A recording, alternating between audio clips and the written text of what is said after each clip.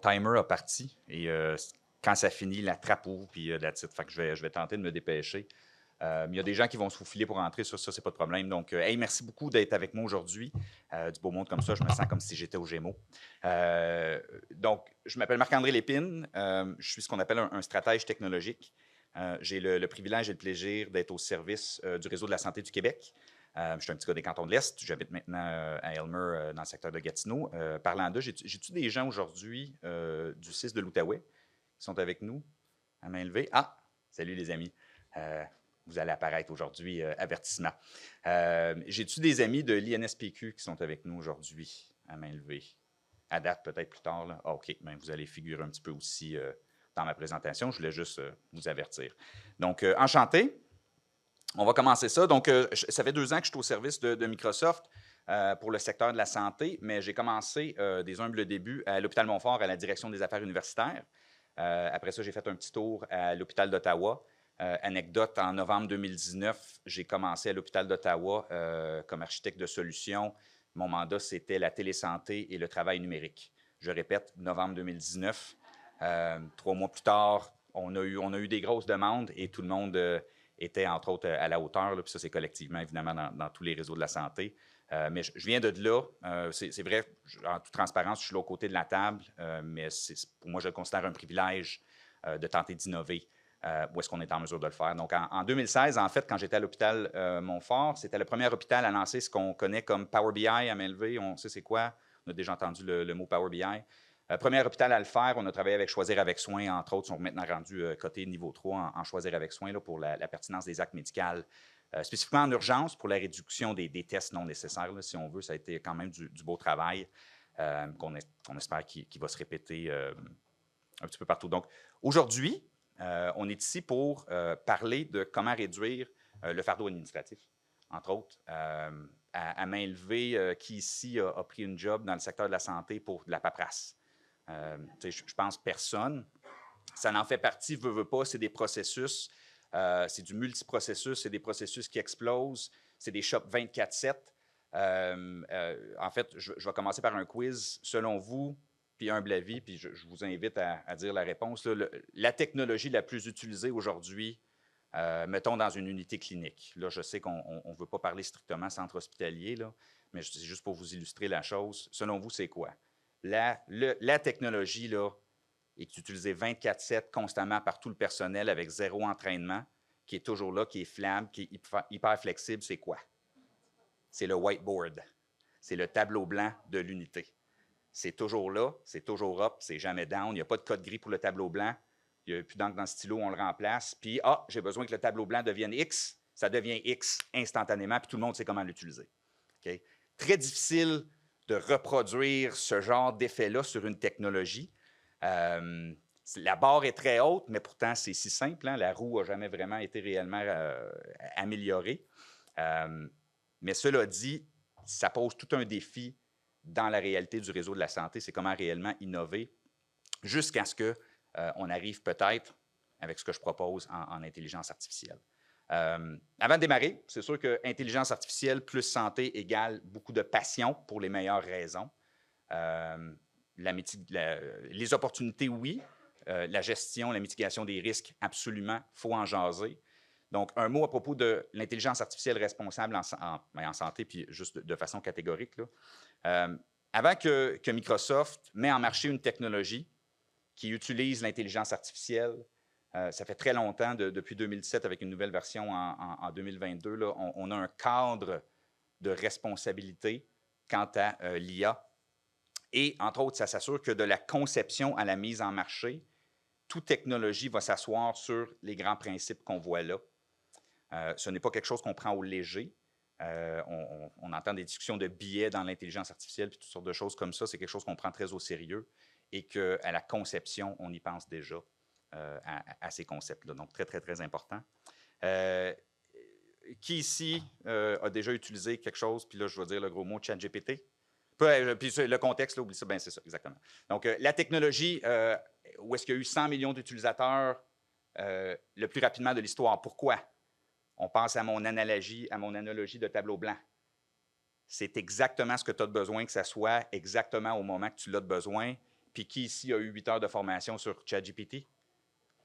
Exactement. OK? Donc, c'est un petit peu ça que je propose aujourd'hui comme grand concept. Donc, les derniers 24 mois pour Microsoft ont été très mouvementés. En premier, Microsoft a fait l'acquisition d'une firme qui s'appelle Nuance. On connaît peut-être Dragon Medical One et cette firme-là. Ça fait maintenant partie de la grande famille de Microsoft. Les capacités d'intelligence artificielle reliées à la santé, on les intègre à nos produits. On va en avoir un petit peu aujourd'hui en jaser. Donc, ça, c'est d'un côté. Puis de l'autre côté, l'été passé, on en a annoncé un grand partenariat avec une firme qui s'appelle OpenAI. OpenAI, c'est eux qui ont créé les fameux modèles GPT qui alimentent ChatGPT. Nous, chez Microsoft, ce n'est pas ça qu'on utilise. Nous, ce qu'on a, c'est important de le dire, c'est une copie de ces capacités-là. C'est du licensing qu'on fait sur ce modèle-là, qui existe chez vous, à part, qui n'est pas le ChatGPT public. Donc, je veux juste dire ça très tôt, c'est quand que nous, on utilise nos LLM GPT, c'est notre copie, c'est à nous, puis plus spécifiquement à vous. Parce qu'il y a quelques grands concepts qui sont très importants là-dedans. Là, ça clique dessus. Yes, excellent. Donc, comme avant, ces deux annonces-là, et comme ça le sera pour toujours, quand ça vient à Microsoft, vos données vous appartiennent. Point. Il n'y a aucune question là-dessus. Vos données sont à vous. Ils existent dans ce qu'on appelle une grande boîte sécurisée conceptuellement, qu'on appelle un tenant. Là. Mais vos données sont à vous.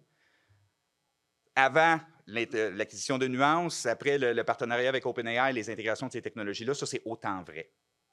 Autre chose qui est autant vrai, c'est que vos données ne sont pas utilisées pour réentraîner ces modèles-là. Okay? On a une copie des modèles, sont statiques, ils restent là. Est-ce qu'on peut rajouter des couches de peaufinement pour votre contexte? Oui, on va en parler.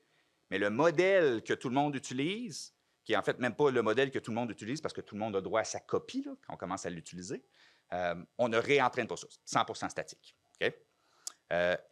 Le nuage, l'info nuagique et les technologies de Microsoft ont, entre autres, le plus d'adhésion. On parle de ISO, SOC, HIPAA, GDPR, tout ça.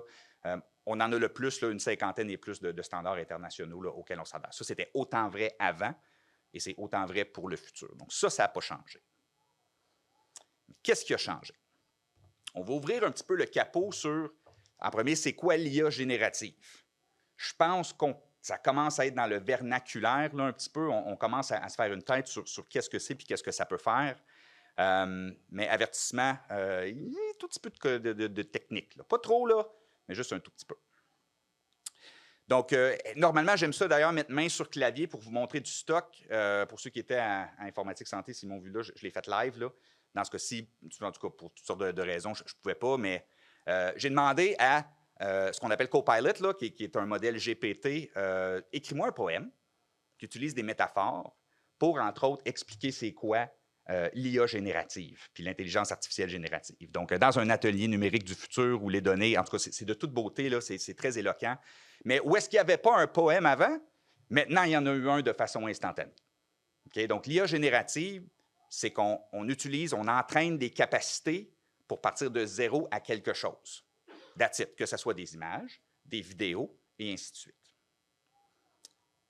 Tout le monde me suit? Je pense que oui. Mais la réelle force des LLM, okay, des Large Language Models, du moteur de quoi on parle aujourd'hui, ce n'est pas de fabuler, parce que c'est un risque en santé. Est-ce que ça va fabuler quelque chose qui n'est pas du tout vrai? Mais la réelle force de ces LLM-là, humble avis, c'est de comprendre de l'information qu'on lui donne, de l'information qui est pertinente, exacte, validée, et ainsi de suite. Ensuite, c'est de prendre ces informations-là, peu importe leur format, puis de les simplifier. Est-ce que je peux prendre une note médicale hyper complexe puis la simplifier langage d'un étudiant ou une étudiante en 5e année pour expliquer? Oui. Ça peut servir à ça sans perdre le contexte. On va voir des exemples tantôt. Mais surtout de restructurer de l'information. Je prends 7-8 sources. On pense à un dossier patient qui a des images, qui a toutes sortes de choses, et de le restructurer. Donc, la réelle force des LLM, oui, on peut fabuler, on peut faire des beaux poèmes, c'est vraiment le fun. Moi, je l'utilise. Écoute, je fais un coming out, là. Je suis joueur de Donjons et Dragons.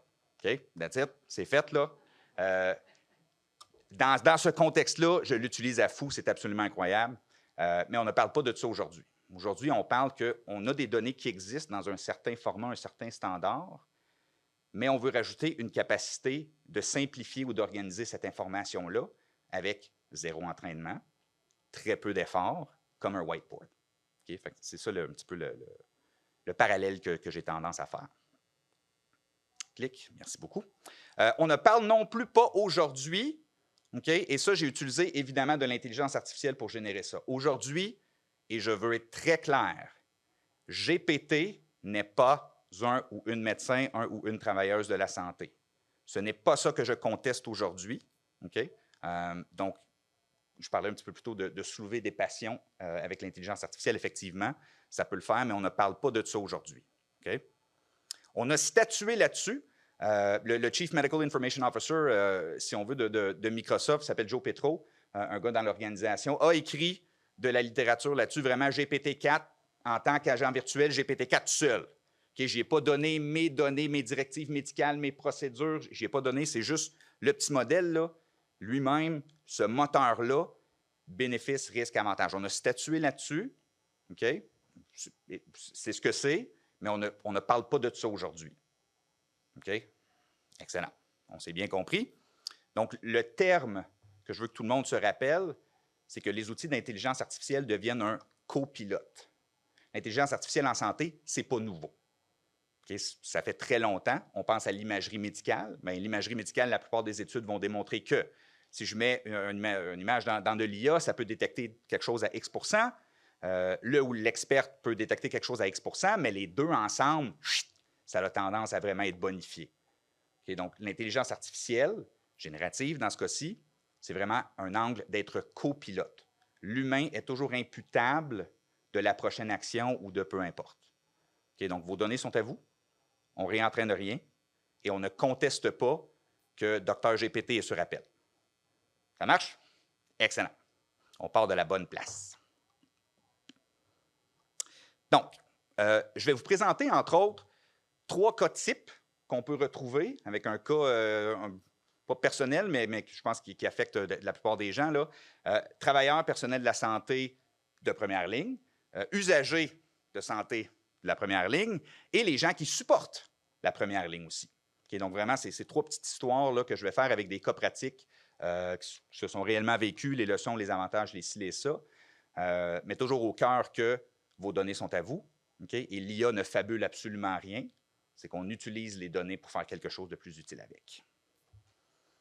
Donc, à noter les notes. Qui ici a pris la job pour faire de la paperasse? Encore une fois, absolument personne. Excellent. Donc, on comprend, et avec l'acquisition de Nuance, là, la suite Dragon Medical One, évidemment, c'est utilisé pour alléger ça. C'est de la dictée traditionnelle. Selon la plupart des études, au UK, au Canada, les données sont quand même sensibles. Moyennant une semaine travaillée de 37,5 heures, on est-tu pas mal d'accord, à peu près 13,5 en moyenne. C'est ce qu'on a étudié dans les grandes études qu'on a fait à l'interne. C'est dédié, entre autres, à l'administration. Okay? Et c'est en augmentation. Veut pas, à quelque part, si on veut augmenter la qualité de la donnée qui est capturée, ça nécessite un effort en amont. L'effort a largement été humain pour venir combler ça. Ça, je pense que c'est bien connu, là. Je l'ai vu moi-même dans le réseau de la santé. On voit cette augmentation-là, surtout depuis les dernières 5 années. Pourquoi? Bien, la plupart des gros dossiers médicaux électroniques, il y a eu beaucoup de déploiements et une explosion de leur utilisation, là, surtout dans les secteurs de la santé publique. C'est déjà là un petit peu plus dans le privé aux États-Unis, là, on ne va pas se le cacher. Mais dans les grands centres publics, on le voit de plus en plus. Donc oui, ça nécessite un effort. Donc oui, on augmente la qualité. C'est les grands principes de gestion de projet. Plus de qualité, bien, plus de ressources, plus de temps. Mais l'intelligence artificielle peut devenir intéressant dans cette optique-là. Et là, on pointe sur n'importe quelle étude de les dernières 3 années, dépendamment du groupe, de la périodicité, entre 50, 60, 70, 80 % du personnel de la santé, sentiment d'épuisement. À quelque temps, là, évidemment, on comprend pourquoi. C'est une réalité. Il manque de personnel. Donc, prenons notre ami qui est à la première ligne aujourd'hui. Personnellement, quand moi, j'ai une intervention à faire, j'espère pas en avoir trop, là, avec quelqu'un, mais à quelque part, il y a quelqu'un qui va me parler de quelque chose. Il y a un humain qui fait partie du processus, puis on va jaser, on va parler. Je vais dire, hey, comment ça va? Ça va bien, papa. Si j'ai un médecin de famille qui me connaît bien, je vais peut-être dire, oui, ma blonde va bien, papa, tout le monde va bien, le Gandalf, mon chien Georges va super bien. On jase. Quelque part là-dedans, j'espère qu'on va parler de, bien là, je suis allé en ski, j'ai tombé, évidemment. Bon, bravo, Marc-André. Merci de faire passer mon temps pour ça. Mais on va jaser. Okay, on va parler, on va avoir une sorte de contact. On va se regarder dans les yeux. Hein, on aime ça. Ça crée ce sentiment-là pour le deux côtés. Là. On veut une connexion à quelque part humaine, là, puis c'est vrai dans toutes les professions. Donc, on jase. J'ai dit on jase. Merci beaucoup. Ceux et celles qui bénéficient aujourd'hui de peut-être nos outils, de peut-être quelqu'un d'autre, une forme de dictée médicale pour de la transcription, ou peut-être qu'on se retourne de bord puis on tape ça à la main, à la mitaine, ou peut-être qu'on fait un petit peu entre les deux, on tente d'écouter, on tente de capturer. Peu importe, à quelque part, il y a une documentation à faire. Dans notre parlance, on appelle ça le temps pyjama. Des fois, c'est fait en soirée là, pour les professionnels de la santé. De la dictée traditionnelle, dont Nuance Dragon Medical One est une technologie qui est absolument hallucinante, on parle de plus en plus de dictée ambiante. À main levée, ce terme-là, ce concept-là, OK, superbe. Donc, l'information, là, quand j'ai parlé de ma jambe, mon chien, mon chat, mon médecin, là, on s'est déjà échangé la plupart de l'information qui allait finir dans la note. Le médecin m'a probablement dit, je vais te prescrire tel, je vais faire telle affaire, on va t'envoyer pour une radiographie à telle place. L'information s'est déjà échangée. Donc, nous, ce qu'on apporte, c'est une capacité de prendre cette conversation-là qui a eu lieu. Le médecin m'a dit, peu importe le professionnel, le physiothérapeute m'a dit, ça te dérange-tu si je prends juste des notes électroniques? À main levée, y a-t-il quelqu'un ici qui enregistre des interventions juste avec un enregistreur traditionnel là, pour revue plus tard? Ça arrive souvent, pas tout le temps, personne ici on dirait, bien correct. Mais c'est que l'idée, c'est qu'on prend cette conversation-là et que ça passe dans notre collimateur d'intelligence artificielle. Okay? C'est une plateforme qu'on appelle la plateforme DAX. C'est qu'on prend la conversation, on y ajoute une couche d'intelligence artificielle, on extirpe les faits médicaux pertinents, entraînés sur, oui, des modèles GPT, sur, oui, des modèles qui font de speech to text, de la voix au texte, mais avec également des couches supplémentaires qui sont propriétaires là, à Microsoft dans notre plateforme. Donc, il y a d'autres gens, puis on va le voir dans quelques instants, là, qui utilisent ces capacités-là aussi. Mais l'idée, c'est que la conversation a eu lieu. Les notes sont presque déjà faites, et je dis bien presque. Donc, on parle de DAX Copilot, okay? Un copilote. C'est de la documentation clinique ambiante. Il y a une conversation. Ça prend le 99% des notes qui sont nécessaires. Puis, qu'est-ce qui arrive après? Bien, on la redonne pour revue à quelqu'un. Quelqu'un passe au travers, valide, évidemment, avant de peut-être l'envoyer dans le DME de façon automatique, faire un copy-paste dans un autre, peu importe. C'est qu'on redonne cette information-là aux gens. Là, ça ici. Okay, attends, je vais essayer d'une autre façon. Non, ça ne marche pas plus. Chers amis, on peut-tu... Hey, merci beaucoup, super. Vois-tu, ça a marché. Donc, l'idée, il y a une conversation qui a lieu, conversation clinique dans peu importe le contexte. Santé mentale, peu importe, on jase. Cette conversation-là est prise, on sort les faits médicaux, on la redonne à la personne peut valider, bonifier, compléter, on prépare une ordonnance, on fait quelque chose, et par la suite, le cas échéant, c'est du FHIR, c'est du HL7 qui est en arrière, on peut le repousser au système pour validation finale. Donc, si on veut, c'est l'évolution de la transcription médicale qu'on connaît, c'est que maintenant, elle est at the point of care. C'est pendant l'intervention, on prend cette information-là, on fait quelque chose avec, on extirpe les faits. Donc, encore une fois, ça n'a pas inventé une conversation. Ça a pris quelque chose qu'il y a de la technologie qui fait ça très bien, la nôtre exceptionnellement bien, depuis très longtemps. On prend une conversation, puis on le vire en texte. La plupart des fournisseurs de services télévisés, il y a plein de gens qui font ça. Ce que nous, on a, par contre, c'est une capacité de comprendre le contexte clinique. On va voir un petit peu, on va ouvrir le capot une deuxième fois un petit peu plus tard là, pour voir ce côté-là de la chose. Mais c'est qu'on redonne ça à la personne pour validation, pour ensuite le repousser. D'ailleurs, les grands fournisseurs mondiaux, dont un qu'on connaît peut-être dans le contexte actuel, ont choisi nos plateformes pour être capables d'exécuter ces capacités-là, pour l'intégrer directement à l'expérience dans l'application de Epic. Donc ça fait partie de la suite et du bag technologique dont on est partenaire. Entre autres, Epic a même pris une quarantaine de points, puis il en ajoute toujours, là, qui s'exécutent sur nos capacités LLM. Par exemple, dans Epic, bien, des fois, il faut que je prépare une instruction au patient, il faut que je fasse toutes sortes de choses. Bien, es-tu capable de... Ça devient un GPT à l'intérieur de Epic qui dit, peux-tu juste me préparer ma note que je vais envoyer à Marc-André là, en langage de 5e année, plus simplifié à partir d'une note hyper complexe. Et ça, c'est rendu cuit dans l'application au lieu d'être capable. Donc, ça, c'est un exemple. Il y en a plein. On est capable de forer des données en langage naturel. Donne-moi tous les tests labo de Marc-André. Je pose la question, je les ai.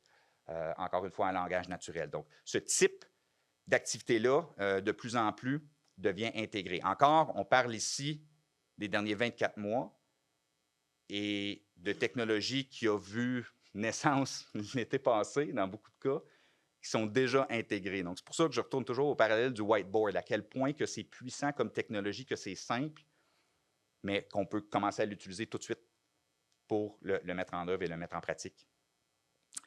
C'est également utilisé par des jeunes startups dynamiques qui sont un petit peu près de chez nous. Donc, on est une plateforme. Oui, on a DAX Copilot. C'est un produit qui existe, fait partie de la suite de produits de Microsoft, mais en arrière de ça, il y a des moteurs. Et des partenaires comme Epic, des grands partenaires globaux, des partenaires dynamiques, locaux et jeunes comme Carway utilisent nos plateformes pour être en mesure de l'exécuter. Mais au cœur de ça, c'est les capacités LLM de santé de Microsoft, là, dont je me réfère depuis maintenant quelques minutes. D'ailleurs, première implémentation de DAX Copilot chez mon ancien employeur, l'hôpital d'Ottawa, première au Canada. C'est rapide, c'est un marché émergent. Ils vont voir des belles réussites. Mais pour ceux qui ont implémenté cette technologie-là, encore qui officiellement a vu naissance en novembre de 2023, c'est une nouvelle technologie. Cependant, l'ensemble des sites où est-ce qu'ils l'ont déployé ont vu en moyenne par intervention un gain de 7 minutes par intervention, qui se traduit en moyenne par une réduction de 50% à peu près du fardeau administratif. Ce n'est pas rien, mais encore une fois, on pense juste à la capacité de « on jase », on prend ça, la note est presque finie, peut-être qu'elle est finie, on le valide, puis ensuite, on passe à la prochaine chose. Donc, on enlève une immense étape. Donc, j'aime bien dire qu'en en santé, l'innovation, ce n'est pas quand on ajoute une technologie entre l'intervenant, plutôt intervenant usager, c'est quand soit on en enlève une sans perdre de la productivité ou qu'on en rend une invisible. Dans ce cas-ci, on en a rendu une invisible. Oui, il y a une technologie, mais elle est largement invisible. C'est un enregistrement, la conversation va avoir lieu anyway. Okay? Mais surtout, puis le bout que je trouve intéressant, c'est qu'on parle de, j'essaie de faire du eye contact avec tout le monde parce que ça crée ce lien-là, mais 85% des patients trouvent que hey, c'est plus le fun parce que la personne peut me regarder, on peut jaser, on n'a pas besoin de se soucier de prendre des notes, de faire autre chose. Peut-être qu'on le fait aussi pour bonifier, pour se faire des rappels, pour faire autre chose. Écoute, il n'y a pas de problème. On ne dit pas tout à voix haute non plus. Pas de problème là non plus. Des fois, il y a des choses qu'il faut écrire avant de... C'est correct, c'est vrai, mais c'est pour ça que c'est pas... une de nos philosophies et des piliers que je parlais justement dans nos principes directeurs là, de la conception de services d'intelligence artificielle, il n'y a rien là-dedans qui est auto-exécutant. Okay? Notre intelligence artificielle, on ne propose pas qu'elle prenne un processus X 100% du temps pour pleinement l'automatiser. On peut le faire dans certains cas. Dans le cas d'une expérience ou un épisode de soins, on le redonne à l'humain. Je pense que c'est la chose, là, mais l'idée, c'est que c'est un contact qui devient plus humain. Parlons aussi de moi, qui est citoyen et usager. Allô, il manque ma casquette. Si je ne m'abuse, la question des parents de jeunes enfants ici? Naître et grandir. Hein? Oui, ça là, moi! Hey, ça c'est absolument phénoménal là, comme chose. Oui, c'était notre première. Là. Absolument, quel beau cadeau qu'on a d'avoir cette belle ressource-là. C'est absolument phénoménal. Mais c'est une ressource que j'ai parmi plein de ressources que j'ai en tant que nouveau papa. Ah oui, Minou, voilà, super. Donc, naître et grandir, Sur le site Web, il y a des vidéos. À l'INSPQ, il y a des dépliants, il y a des études, il y a toutes sortes de choses qui sont peut-être pertinentes pour les nouveaux papas, jeunes familles, des choses comme ça. Mon portail du CIS de l'Outaouais a de l'information sur les services qui sont près de chez moi. Donc, nous, c'est cette variété-là d'informations, telle qu'elle est aujourd'hui, on appelle ça des vecteurs. Okay? Vidéo, texte, audio, dossier clinique, autre type de format, là, pour nous, on appelle ça, le grand terme technique, c'est des vecteurs. Okay? Mais là, en tant que citoyen, j'ai tous ces vecteurs-là qui existent un peu autour de moi. Mais j'ai aussi ce qui s'appelle des canals. Question piège. Est-ce que je peux texter un PDF? PDF, il me parle-tu? Non. Est-ce que je peux appeler une vidéo ou un dépliant? Question piège, que j'ai bien dit. En fait, l'omnicanalité et les multiples vecteurs, on est capable de les colliger ensemble via notre couche d'intelligence artificielle générative. On est capable de comprendre le contenu d'une vidéo, on est capable de lire, y a-t-il un chien dans l'image? Tu sais, là, j'utilise quelque chose de relativement simple, là. Mais on est capable de prendre un scan d'un dossier médical puis d'en sortir tous les petits morceaux. On est capable d'aller lire qu'est-ce qui est dit puis qu'est-ce qui est fait dans une vidéo. Marc-André lève la main, baisse sa main. On est capable de le faire, là. Donc, ces canaux-là, tels que l'information existe aujourd'hui, sans la réentraîner, sans la changer, on est capable de se brancher dessus et ensuite de la propulser via n'importe quel canal. Fait que la question, je peux-tu texter un PDF? En fait, oui. Si je pose une question via un SMS, question en langage naturel, notre suite est capable d'aller forer dans les sources qu'on lui donne comme disponibilité. Ça n'invente rien, c'est vos données, elles vous appartiennent. On est capable d'aller forer là-dedans pour retourner une réponse en langage naturel. Absolument. Même chose avec la vidéo. Est-ce que je peux appeler en langage naturel 1-800 aide-moi? Bonjour. Est-ce que c'est capable de prendre ça, le langage naturel, aller forer les données puis nous retourner l'information? On a des services et des capacités en centre d'appel. On a des modules que les gens peuvent s'approprier. Tu sais, encore, on est une plateforme sur laquelle les gens peuvent utiliser un morceau comme des blocs Lego, là, si on veut. Mais la théorie de l'omnicanalité et du multivectoriel, ça fait partie de la simplicité, si on pense encore à notre tableau blanc, de l'intelligence artificielle. C'est que peu importe vos données sont où, dans leur format, ça a l'air de quoi, on est capable d'aller les forer pour le retourner à la personne. Donc, moi, en tant que citoyen, et là, le disclaimer que j'ai fait, y a-t-il des gens du CIS de l'Outaouais, des choses comme ça ici, de l'INSPQ, c'est parce que j'ai pris le site web de Naître et Grandir et mon portail du CIS de l'Outaouais, puis je l'ai colmaté dans une petite bébite d'intelligence artificielle. Okay? 2 sites web publics, dans ce cas-ci. Mais dans le site web, des PDF, des dépliants, des cartes géographiques, toutes sortes de choses. En passant, ça m'a pris 20 minutes de faire ça. Okay? J'aurais aimé mettre main sur clavier pour le montrer aujourd'hui. Je suis vraiment désolé. D'habitude, je fais toujours des démos live. Il y a des réalités, puis c'est bien correct, là. Mais si vous voulez que je vous le montre un de ces beaux jours, ça me fait grand plaisir de le faire, là. Mais essentiellement, j'ai créé mon propre outil Nouveau Papa. J'appelle ça Mon Bébé GPT. Puis avec Mon Bébé GPT, bien, je suis capable d'interroger. Là, dans ce cas-ci, j'ai donné quelques études de l'INSPQ, le site de Naître et Grandir. Là, je peux en faire beaucoup. Mais essentiellement, je suis capable de lui poser des questions via ce canal-là, mais évidemment, puis je peux vous le montrer, je peux le faire lire à voix haute le texte, je peux faire toutes sortes de choses, on peut le brancher sur un numéro téléphonique, encore, c'est omnicanalité. Là. Mais, encore, dans l'exemple qu'on donne, j'ai posé une question en langage naturel. Des fois, je fais des fautes dans mes questions, des fois, je la pose mal, mais l'intelligence artificielle est capable de détecter à une certaine mesure l'intention de la chose. C'est ça la force des LLM, c'est qu'on peut comprendre ce qu'on essaye de lui dire, numéro 1. Numéro 2, on est capable de raffiner ça aussi. Parce qu'on a beau aller chercher dans un gros texte médical, si ça me recrache du jargon médical, moi, citoyen, je comprends-tu? Bien, évidemment, non. La seule chose que j'ai rajoutée ici, c'est que j'ai dit « explique-moi comme si tu l'expliquais à un étudiant de la 6e année ». Okay? C'est juste ça que j'ai fait. Donc, j'ai dit, quand tu recraches une réponse, assure-toi que c'est simple. Okay? Et, chose très importante, étant donné que je lui ai donné les sources d'informations que je voulais que ça se réfère, bien, ça m'y redonne. Ça fait partie de la chose. Ça vous dit, regarde, voici ce que j'ai trouvé, je l'ai trouvé là, peux-tu cliquer pour ouvrir pour en lire plus? Entre un et l'autre, là, on n'est pas capable d'en inventer plus parce qu'on dit spécifiquement, va chercher là, puis redonne-moi ça. Mais en langage naturel. Zéro entraînement. N'importe qui peut poser cette question-là via un téléphone, un clavardage, envoyer un courriel, un SMS. Il n'y a pas de limitation ici. Là. Allons un petit peu plus loin. Mon bébé fait de la fièvre, je fais quoi? Je pense qu'il y a quelques appels à nos divers centres de services qui doivent avoir cette nature-là, puis c'est correct. Naturel, je l'ai fait moi-même. Je suis papa. Mais, encore une fois, ça va proposer uniquement l'information qui est dans Naître et grandir. Là, est-ce que l'information est organisée comme ça dans les sources que j'ai données? Non.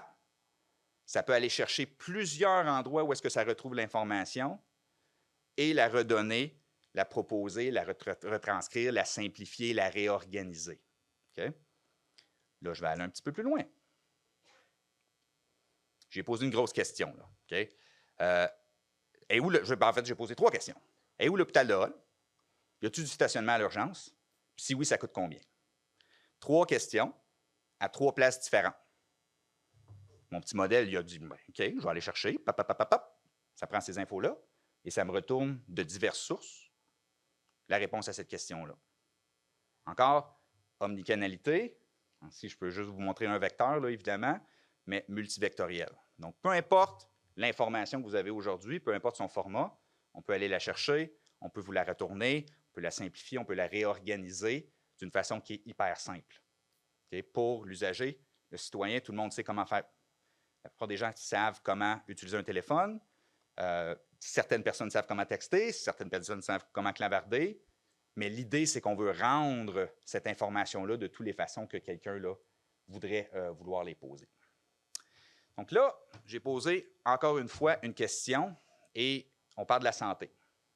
Puis oui, aussitôt que j'ai, tu sais, hey, où l'urgence, je fais de la fièvre, je fais quoi là? Les gens se sont dressés, c'est normal. Je ne propose pas, encore une fois, que notre intelligence artificielle suggère quelque chose.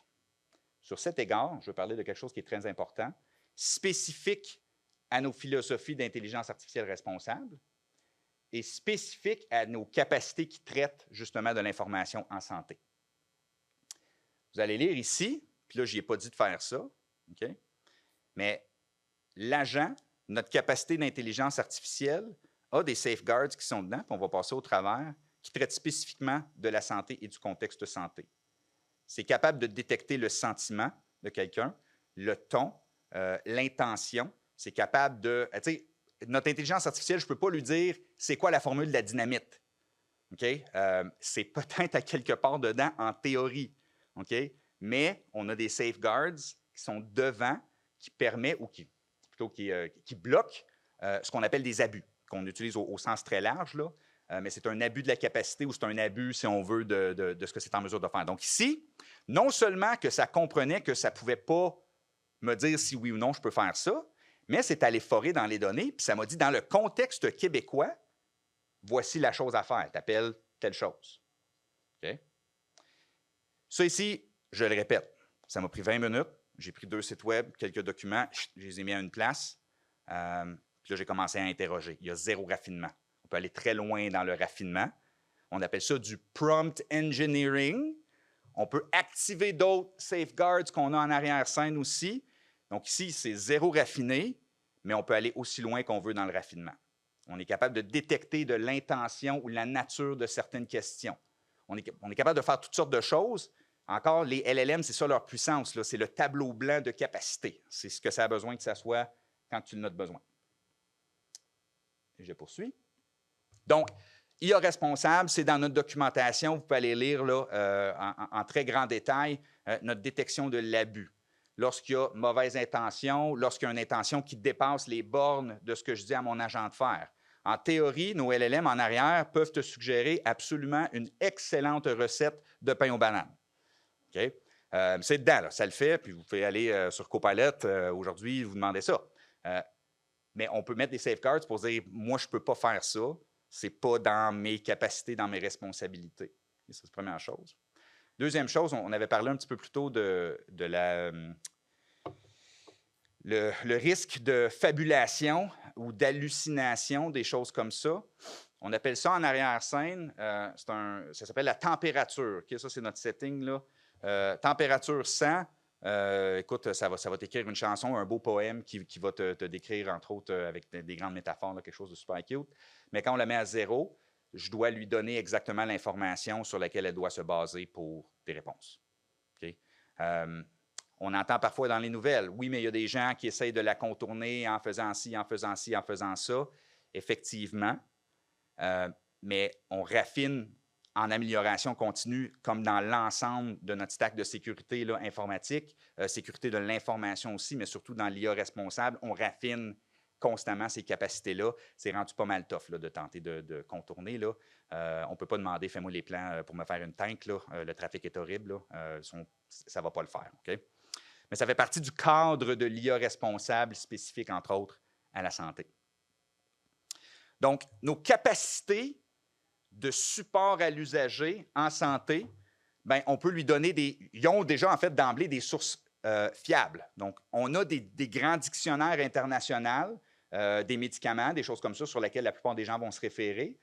On a ces banques de données-là qu'on peut exposer si on veut. Fait que, par exemple, peut-être que mon petit agent, je veux lui dire, bien, si quelqu'un pose une question, c'est quoi de la Tylenol? Pas une question autre, mais je sais quoi. On est capable d'aller forer dans des sources fiables. Nous, on a des ententes avec ces gens-là. Ça fait partie, entre autres, là, de la suite. Deuxièmement, vos sources, votre information. Vous pouvez la mettre dans un espèce de colmateur. On peut l'indexer. On peut la raffiner le type de réponse, créer toutes sortes de nuances, des choses comme ça dedans. Mais finalement, puis je veux poursuivre là-dessus, des dossiers médicaux. Très grande variété de sources d'informations pour les dossiers médicaux. Des fois, c'est des scans, des fois, c'est des PDF, des fois, c'est des images, des fois, c'est des ci, des fois, c'est des ça. Donc, de nature, déjà, on a beaucoup de vecteurs. C'est ça le terme, on se rappelle bien. Bien, justement, dans mon ancienne ville, là, maintenant, je suis sur le bord de Gatineau, pandémie, le service 311 inondé d'appels concernant la COVID. Tout le monde a oublié que c'était la... OK, en tout cas, concernant ça. Donc, qu'est-ce qu'ils ont fait? Ils ont pris notre agent virtuel pour donner un petit peu de souffle aux agents et aux agentes du 311. Où est-ce que je peux aller me faire dépister? C'est quoi le processus? Je n'ai pas de telle identification. Toutes ces questions-là qui soulevaient des ressources qui étaient régionalisées pour la région d'Ottawa. Rapidement, il y avait un besoin. Le 311 ne répondait plus aux autres besoins, évidemment, qui étaient toujours aussi excitants. Donc, qu'est-ce qu'ils ont fait? Ils ont mis notre capacité pour faire un petit peu, donner du souffle là, aux agents. Donc, qu'est-ce qui est arrivé? Bien, ils ont sauvé à peu près 40, en 6 mois, okay? 48 000 heures de centres d'appel qui ont été économisées parce que les gens avaient la réponse qu'ils avaient besoin. Ça se traduisait à peu près 2,5 personnes par shift, temps plein, constamment, entre autres, qu'on pouvait économiser, mais dans le sens de réaffecter à l'autre travail qui était nécessaire, là, parce que dans le contexte de manque de personnel, c'est pas parce qu'il y a toujours de la place où est-ce qu'on peut aller créer de la valeur, là, mais entre autres, ils ont été capables de réaffecter pour tant de budget à d'autres tâches là, en ressources humaines au service de santé publique de la ville. Donc ça, c'est vrai, c'est sur notre site, c'est vraiment passé. Mais c'est un parmi plusieurs exemples. Donc aujourd'hui, globalement, notre capacité d'intelligence artificielle au service des usagers et des usagères, 2,9 milliards de messages, là, on a fait ça tard en 2023, ça doit être naturellement plus. 23 000 instances de notre plateforme. Fait que c'est peut-être quelqu'un qui a utilisé nous, peut-être quelqu'un qui a intégré ces capacités-là à leur technologie. Encore, on est une plateforme, on est des blocs Lego, mais ça représente à peu près 320 millions de personnes qui, à quelque part, dans une expérience, centre d'appel, quelque chose, vont bénéficier là, de ce qui est un petit peu en arrière-scène de ce capot-là. Personnel au support de la santé. Donc, les hidden heroes, les gens qui sont cachés un petit peu en arrière, qui gardent les lumières allumées, qui gardent les dossiers, là, qui gardent des choses à jour, entre autres, là, qui s'assurent que la personne qui se présente la journée à la première ligne, bien, elle a tout ce qu'elle a de besoin pour la supporter. Je l'ai observé, je travaillais en santé longtemps, j'ai observé un phénomène que j'aime bien appeler la taxe administrative pour le privilège de travailler dans le réseau de la santé, dans un réseau de la santé. Des gens ici qui travaillent en clinique ambulatoire, en grand GMF, des choses comme ça. Il y a une taxe administrative. Des fois, il faut que j'appelle les ressources humaines pour telle chose dans la paye. Il faut que je remplisse telle chose de santé et sécurité au travail. Il faut que j'aille voir dans telle formation. Oh, directive médicale, il est où le cartable? Je cherche une directive médicale. Je donne-tu un paquet de sang pour une transfusion ou deux, patient 50-50? Chercher l'ensemble de cette information-là dans les premières lignes. On a déjà entendu l'espèce de concept de station clinique tap and go. On arrive, on tape, notre application est là, on fait ce qu'on a à faire, on tape, ça ferme. Right? Pourquoi que c'est important? Ça sauve du temps. Hein? Ça augmente la cadence clinique. Mais la même chose est vraie pour c'est une visite d'Agrément Canada, cartable, il est où? Même j'en ai survécu deux. C'est le fun d'avoir des survivors avec moi aussi aujourd'hui. Mais entre autres, l'idée, c'est d'être capable d'aller chercher l'information, OK, qui a des fois même pas rien à faire avec comment j'interagis avec les usagers, les patients, les patientes. Mais c'est littéralement juste pour le privilège de travailler, j'ai beaucoup d'admin à faire. Okay? Il y a des gens ici de l'Outaouais qui sont avec nous, c'est vraiment super. Parce que justement, pour ceux et celles, vous avez peut-être entendu parler du projet ECHO. C'est un projet dont ils sont incroyablement fiers. C'est eux qui l'ont fait. Ils ont pris l'ensemble de leur corpus de documents qui, entre autres, gèrent l'acte professionnel en santé. Fait que directive médicale, procédure clinique, peu importe. Ils ont mis dans une seule place. Il y a tout un processus de validation de l'information qui est en place. Le bout de toffe, ils l'ont fait. Nous, ce qu'on a proposé, c'est de dire, bien, aujourd'hui, c'est une recherche par mots-clés. On arrive à une station de travail, on ouvre, on tape notre question, nos mots-clés. Mots-clés, il y a peut-être 7-8 documents qui arrivent. C'est quel document? Je clique, je vais voir, je fors. Ou, l'alternatif, il est où le cartable? Il est à l'autre bout du couloir. Donc, processus lean, on marche jusqu'au bout du couloir, on trouve le cartable, on cherche la page, on fort, on trouve la réponse. Okay?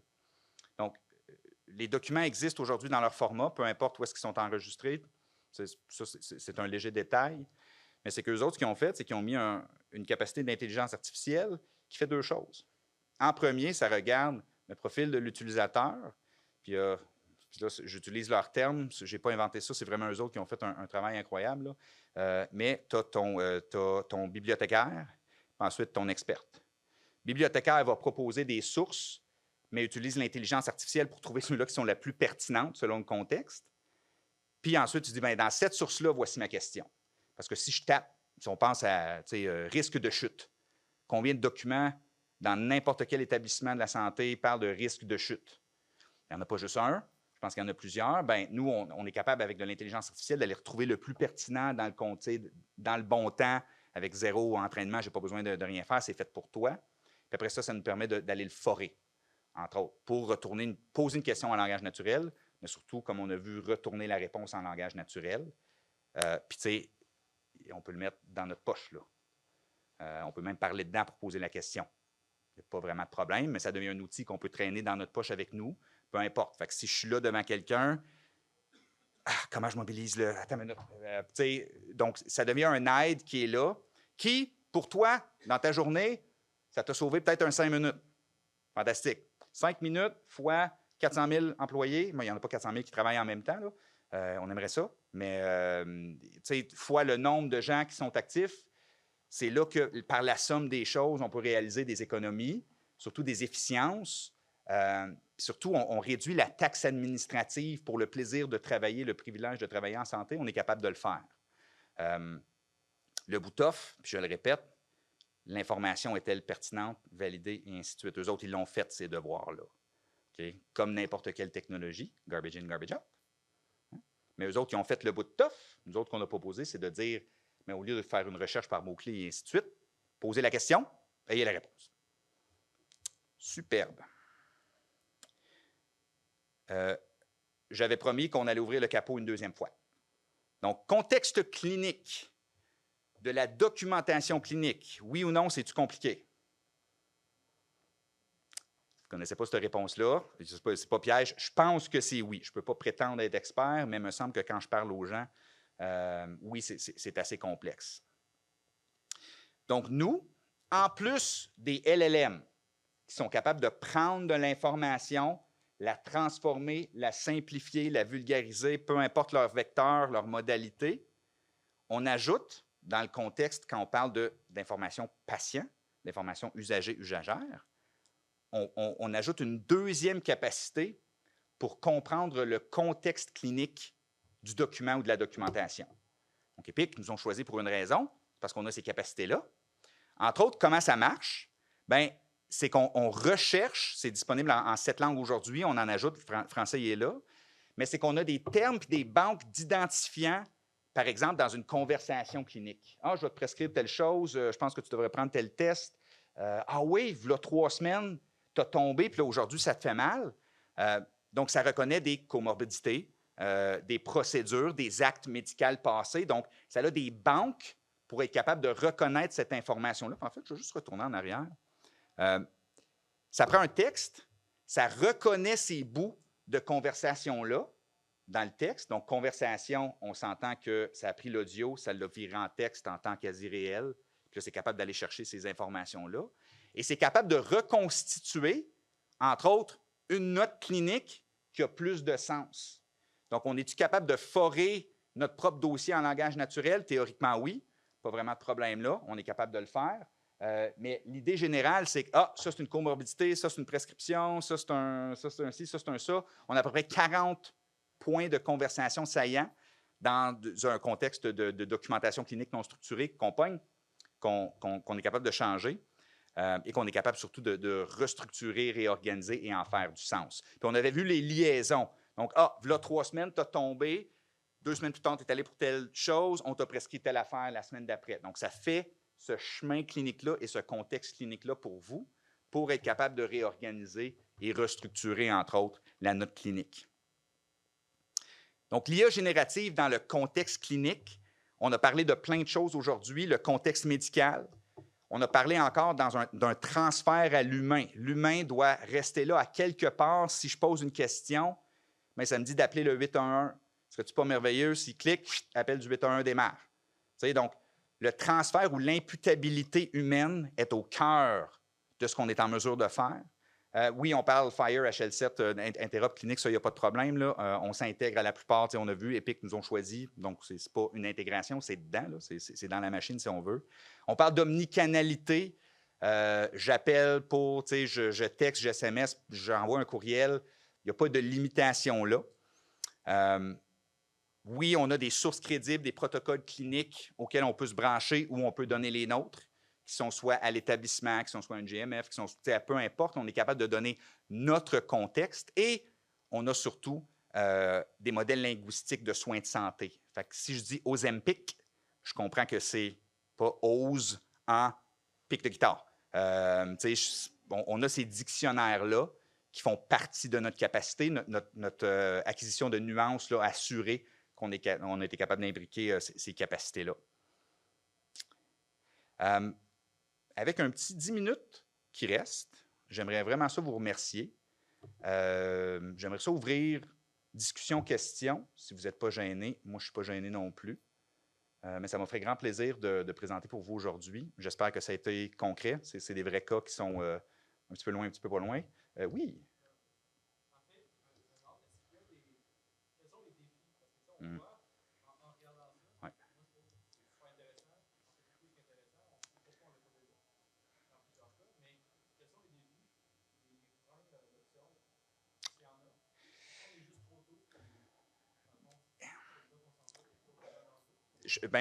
En partie, je crois que tu as répondu. On s'oublie que là, 24 mois, là, 12 mois, la moitié de la technologie n'existait même pas. Puis maintenant, Epic l'a intégré. Donc, tu sais, des freins, il n'y en a pas beaucoup à date, parce qu'encore whiteboard, les LLM qui sont en arrière de ça sont tellement puissants qu'ils sont hyper flexibles et hyper performants d'emblée. Donc, les freins à l'adoption, c'est certain qu'on parle d'une technologie qui est nouvelle et on parle d'un parc de technologie ou de canal, si on veut, qui existe aujourd'hui, on est capable d'intégrer ces solutions-là. Donc, le frein, c'est largement la volonté de le faire, mais aussi, veut pas, il faut penser, puis c'est comme en gestion de projet classique, le change management. Pour, par exemple, dans le workflow clinique, c'est rodé que je m'en vais là chercher mon cartable. Là, de changer ça dans une shop 24/7, fait que les freins sont pareils comme avant, ils n'ont pas changé, vos données vous appartiennent. Il n'y a pas grand-chose qui a changé, c'est largement les mêmes freins. Mais sur ton point de comment ça que ce n'est pas déjà là, ça s'en vient très vite. Puis, il y a beaucoup de partenaires dont j'en ai fait mention de quelqu'un qui intègre déjà ces capacités-là dans leur technologie aujourd'hui. Mais vous le voyez, c'est invisible en arrière. On n'a pas ajouté quelque chose. C'est juste que soudainement, il y a comme une étape qui a disparu, puis il y a quelque chose qui devient simplifié. J'espère que ça répond un peu, là. Mais c'est une technologie comme les autres, même défi, même processus. C'est juste que celle-là permet des gains beaucoup plus élevés. C'est vraiment un whiteboard. Oui.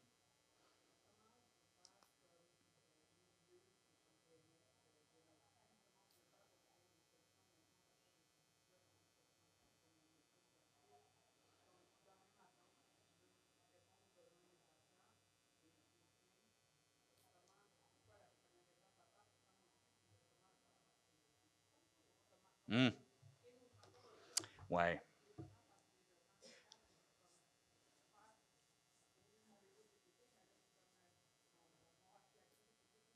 Oui, effectivement.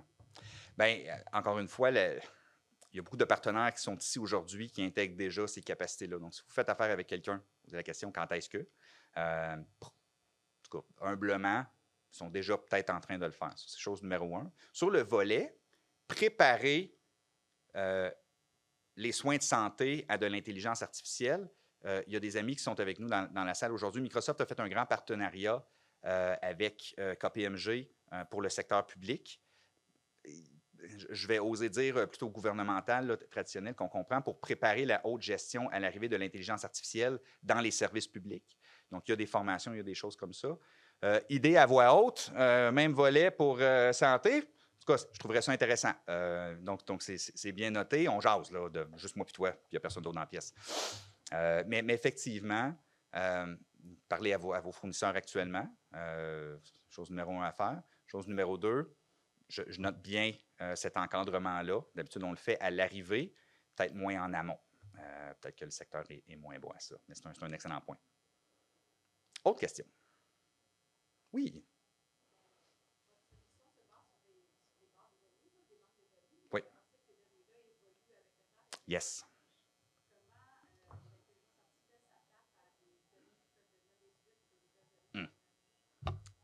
Écoute, c'est la question. C'est pour ça qu'au début, quand je parle de GPT-4, qui est maintenant GPT-4 Turbo avec vision 0.2, donc ce modèle-là, là, je vais faire du blabla un peu, mais j'arrive, OK? Ce modèle-là, nous, Microsoft, c'est du licensing qu'on fait de OpenAI qui font la conception. L'entraînement de ces modèles-là, c'est un effort incroyable. La magie de la simplicité vient à un effort incroyable technologique, mais sur ton point, une fois qu'il est entraîné, c'est comme cuire un gâteau. Tu ne peux pas dire « sors-moi la farine du gâteau ». Okay? La donnée est dedans, puis tu ne peux pas dire non plus, une fois que le gâteau est cuit, il rajoute de la farine. Ça ne marche pas de même. Mais donc, une fois que le modèle est là, effectivement, il est statique. Mais c'est pour ça que nous, on propose deux choses dans nos capacités à la santé. L'habilité de prendre vos données que vous avez la responsabilité de garder à jour, pertinente, exacte, complète, de façon régionale, internationale, peu importe, et vous pouvez la mettre dans cette capacité-là pour que ça les forêt ça. On appelle ça du grounding, du fine-tuning dans certains cas, ou du retrieval augmented generation. C'est trois termes qui disent, d'une façon ou d'une autre, on va se baser sur vos données que vous allez garder pertinentes, exactes, complètes et actuelles. Le 6 de l'Outaouais, encore, ça, c'est le bout de tough. C'est qu'ils ont pris tout, ils ont ce processus-là en place, donc après ça, ça devient un détail d'aller le forer. Ça répond un peu à la question? Super. Mais oui, les modèles GPT, une fois qu'ils sont là, sont statiques, d'où pourquoi on a statué dans le New England Journal of Medicine, une petite revue qui est quand même populaire en santé, sur regarde GPT-4 en tant qu'agent virtuel en soi, qu'on ne raffine pas nécessairement ou pas rapidement ou pas géographiquement. Je ne peux pas lui demander il est où l'hôpital de Hull. Peut-être qu'il le savait au moment, mais là, il se bâtit un nouvel hôpital à Gatineau. Fait que, ce genre de choses. C'est pour ça qu'on lui donne une source fiable d'emblée. Autre question? Une fois, deux fois, trois fois. Vendu. Bien, merci beaucoup. Ça a été un grand plaisir et un grand privilège. Je vous donne 5 minutes. Donc, merci bien.